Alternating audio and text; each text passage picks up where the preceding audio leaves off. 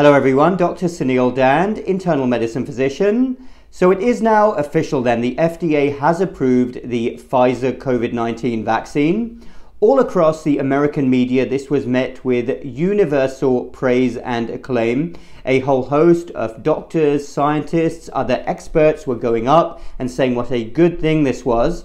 But as is following a recurrent theme here, it is left to overseas publications, frequently British publications, to scrutinize things properly. And we had an article in the British Medical Journal that I wanted to share with you here. It's an opinion piece, but it is very thought-provoking indeed. The British Medical Journal is a very well-respected journal read all across the world by a number of different professionals, including doctors and scientists. The piece is titled, "Does the FDA think these data justify the first full approval of the COVID-19 vaccine? The FDA should demand adequate controlled studies with long-term follow-up and make data publicly available before granting full approval to COVID-19 vaccines." On July 28th, Pfizer posted updated results for their ongoing Phase 3 COVID-19 vaccine trial. The preprint came almost a year to the day after the historical trial commenced, and nearly 4 months since the companies announced vaccine efficacy estimates up to 6 months. But you won't find 10-month follow-up data here. While the preprint is new, the results it contains aren't particularly up to date. In fact, the paper is based on the same data cutoff date, 13th of March 2021, as the April 1st press release, and its top-line efficacy result is identical, 91.3% vaccine efficacy against symptomatic COVID-19 through up to 6 months of follow-up. First rule of formulating major public policy is that you use up-to-date data, and that wasn't done here. The elephant named Waning Immunity. Since late last year, we've heard that Pfizer and Moderna's vaccines are 95% effective with even greater efficacy against severe disease. 100% effective, Moderna said. Whatever one thinks about the 95% effective claims, even the most enthusiastic commentators have acknowledged that measuring vaccine efficacy 2 months after dosing says little about just how long vaccine-induced immunity will last. The concern, of course, was decreased efficacy over time. Waning immunity is a known problem for influenza vaccines, with some studies showing near zero effectiveness after just 3 months, meaning a vaccine taken early may ultimately provide no protection by the time flu season arrives some months later. If vaccine efficacy wanes over time, the crucial question becomes what level of effectiveness will the vaccine provide when a person is actually exposed to the virus? So some basic facts there about the reality of respiratory viruses that mutate, like influenza, and COVID-19 is showing the ability to do the same thing. Rapidly mutate, that's why we're hearing all these stories about new variants. And so the recent reports of Israel's Ministry of Health caught my eye. In early July, they reported that efficacy against infection and symptomatic disease fell to 64%. By late July, it had fallen to 39%, where Delta is the dominant strain. This is very low. For context, the FDA's expectation is of at least 50% efficacy for any approvable vaccine. So did you get that there? From the data, there are concerns that the actual vaccine efficacy may not even reach the FDA's standards for usually declaring a vaccine effective. Delta may not be responsible. Enter Pfizer's preprint. As a randomized control trial reporting up to 6 months of follow-up, it is notable that evidence of waning immunity was already visible in the data by the 13th of March.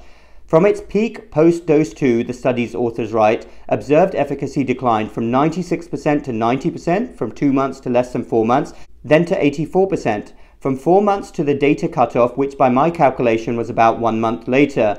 But although this additional information was available to Pfizer in April, it was not published until the end of July.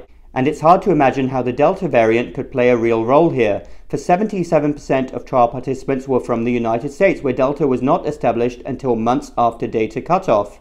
Now that is a big point to note as well here. The data we have so far doesn't even apply to the Delta variant, which we're dealing with now.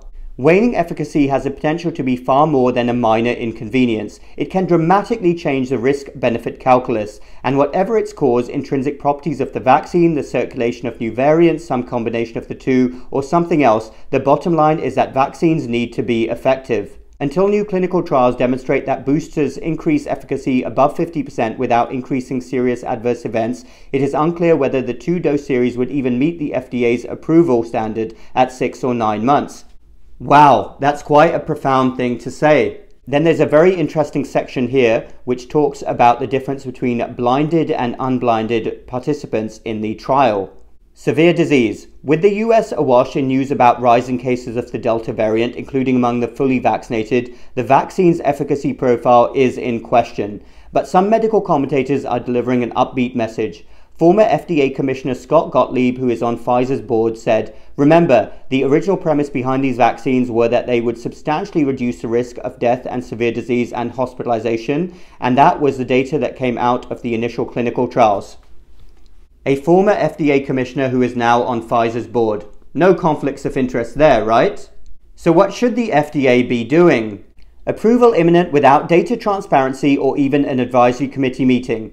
Last December, with limited data, the FDA granted Pfizer's vaccine an emergency use authorization, enabling access to all Americans who wanted one. It sent a clear message that the FDA could both address the enormous demand for vaccines without compromising on the science. A full approval could remain a high bar. But here we are, with FDA reportedly on the verge of granting a marketing license. They have, of course, now done this, 13 months into the still ongoing 2-year pivotal trial, with no reported data past the 13th of March. Unclear efficacy after 6 months due to unblinding, evidence of waning protection irrespective of the Delta variant, and limited reporting of safety data. Quite big issues there that we should be talking about.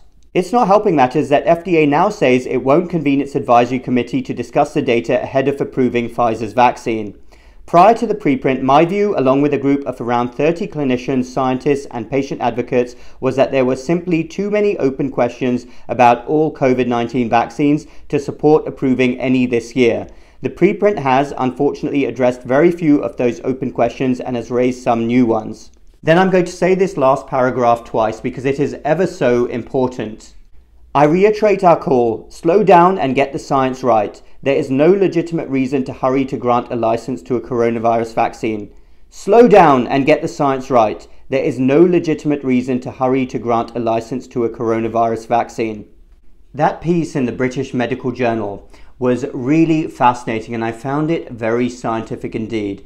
And once more, it is a tremendous shame that we have to rely in the United States on overseas publications to have this sort of robust analysis and scrutiny. The United States didn't used to be like this even a couple of years ago. What did you think, Dr. Dhand, that when you came to America, that we are a land of open, free, rigorous scientific debate? That's not what our founding fathers had in mind. What on earth is going on here? Something really strange has happened very recently where we are not talking about very obvious things that we should be. The questions that were raised in that British Medical Journal piece were very obvious and questions that every doctor and scientist should be asking.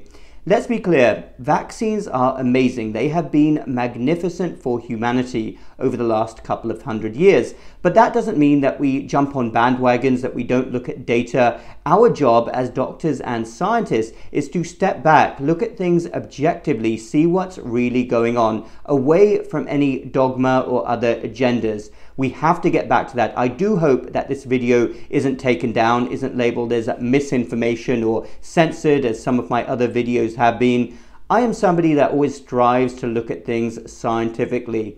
That's what we should have been doing from the very beginning of the COVID-19 pandemic, and I do hope that eventually the pendulum will swing back.